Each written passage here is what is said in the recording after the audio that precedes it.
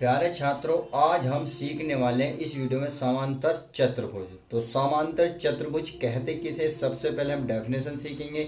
उसके बाद हम डेफिनेशन को और गहराई से समझेंगे चित्र के माध्यम से।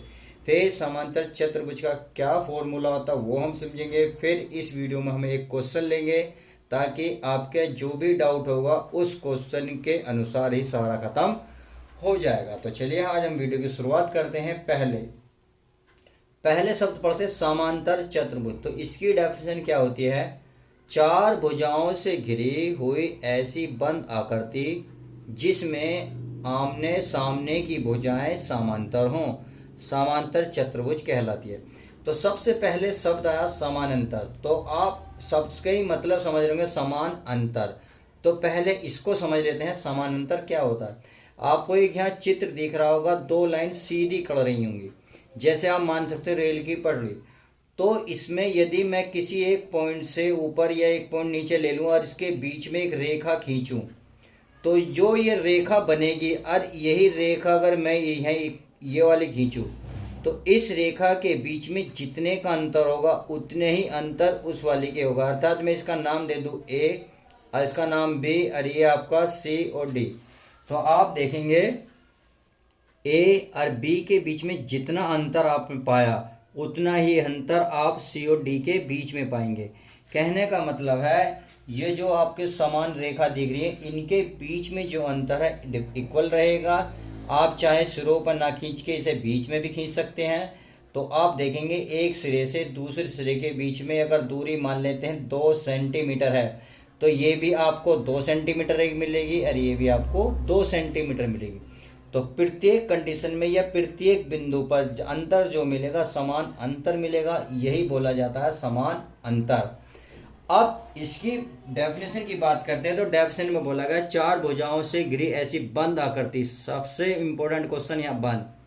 तो आकृति बंद नहीं थी, हमने केवल समांतर का फर्क बताया। अब बंद आकृति करनी है, बंद आकृति जिसमें आमने सामने की भुजाएं समानांतर हों, समांतर चतुर्भुज कहलाता। तो ये बंद दो आकृति हैं, इसके अकॉर्डिंग समझेंगे। अब क्या कहते हैं, अब देखिए समान अंतर। तो मैंने बोला, देखिए इसमें और थोड़ा सा समझा देता हूँ। समान अंतर, इनके बीच में अंतर हो समान, और तथा ये जो आपकी एक बिंदु से दूसरे बिंदु तक मिलती है उनके बीच एक 90 डिग्री का एंगल बनता हो, ये तभी बनेगी समान अंतर। चाहे आप नीचे बनाएं चाहे आप ऊपर बनाएं, किसी भी साइड में बना सकते हैं। ये जो आपका कोण बनेगा 90 डिग्री का बनेगा।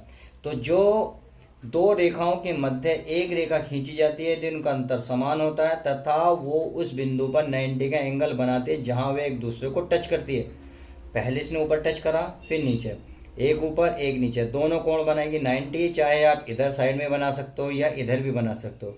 तो अब क्लियर है। अब चलते हैं चित्र डायग्राम पे।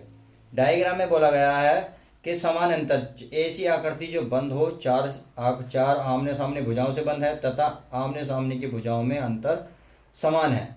अब चाहे आप ऊपर की बात करें, देखिए अगर मैं इससे आपका ये लंब डालूं या सीधी एक रेखा खींचूं, तो आप देखेंगे जो अंतर वहां मिला है ऐसी अंतर यहाँ मिलेगा।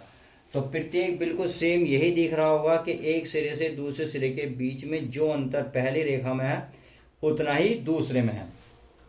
तथा इसके बीच कितने का एंगल बनना होगा दोस्तों? 90 का एंगल बना होगा। चाहे ऊपर बना लो नीचे कहीं भी बना लो, आपको 90 का एंगल मिल जाएगा। अब जरूरी नहीं है आप इस तरीके से लें, आप ऐसे भी ले सकते हैं। आप इस सिरे से भी ले सकते हैं कि इस सिरे से ये जो बीच की दूरी है ये सेम यही रहेगी।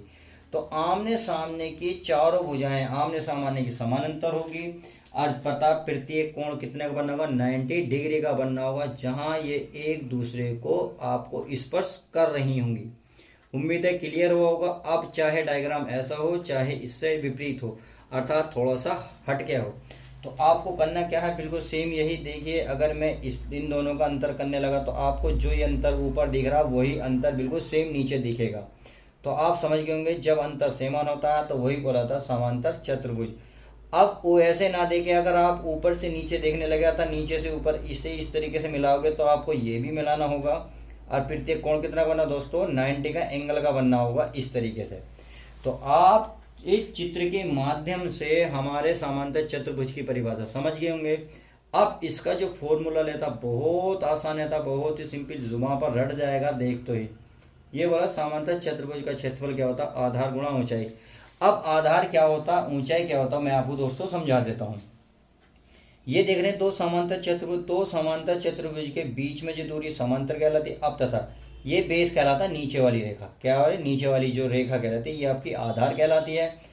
अब इस आधार के कोई एक बिंदु पर यदि ऊपर से लंब डाल दें जो 90 का एंगल बना रही हो तो वे इस आधार की क्या कहलाएगी, ऊंचाई कहलाएगी। तो ये आपकी आधार हो गई तथा ये होगी आपकी ऊंचाई। अगर क्वेश्चन ये भी डाउट थोड़ा बहुत रहा होगा, उम्मीद है क्लियर ही हुआ होगा, यदि रहा गया है तो हम एक क्वेश्चन ले लेते हैं ताकि आपका जो भी डाउट है वो क्लियर हो जाए।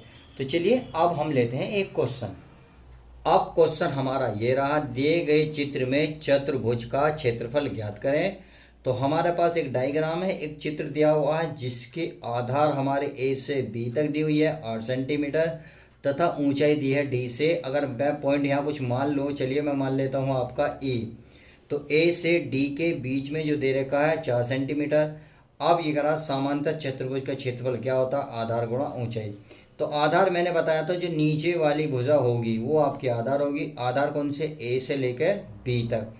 आधार बिल्कुल कौन सी बन गई, ए से बी तक। अर्थात इस आधार पर एक लंब डाला गया अर्थात सीधी एक रेखा डली हुई है जिसकी ऊंचाई कितनी है, 4 सेंटीमीटर। जो डी से ई तक है इसकी ऊंचाई दी है दोस्तों 4 सेंटीमीटर। तो हम कह सकते हैं इस चित्र में जो ए बी सी डी एक समांतर चतुर्भुज है, इसमें आधार दिया ए से बी तक की 8 सेंटीमीटर तथा ऊंचाई दी है डी से ई के बीच की ऊंचाई जो है कितनी है, 4 सेंटीमीटर। तो बस अब आप इसको इसमें मल्टीप्लाई कर दें। आधार कितना, ए से बी तक का दोस्तों 8 सेंटीमीटर। तो 8 सेंटीमीटर लेंगे गुणा ऊंचाई कितनी है दोस्तों, ऊंचाई है आपके डी से ई के बीच की दूरी कितनी है, 4 सेंटीमीटर। यही आपकी ऊंचाई है, ऊंचाई है आपकी 4 सेंटीमीटर।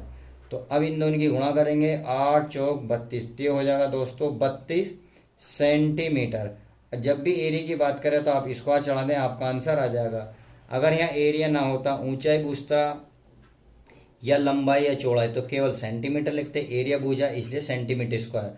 यही आपका आंसर है। तो उम्मीद है आपको जो डायग्राम दिया गया है उसको थोड़ी समझ में आई होगी और ये इस सवाल के माध्यम से आपको सवाल भी क्लियर हो गया होगा। तो चलिए अब आपको मिलते हैं हम नेक्स्ट वीडियो में।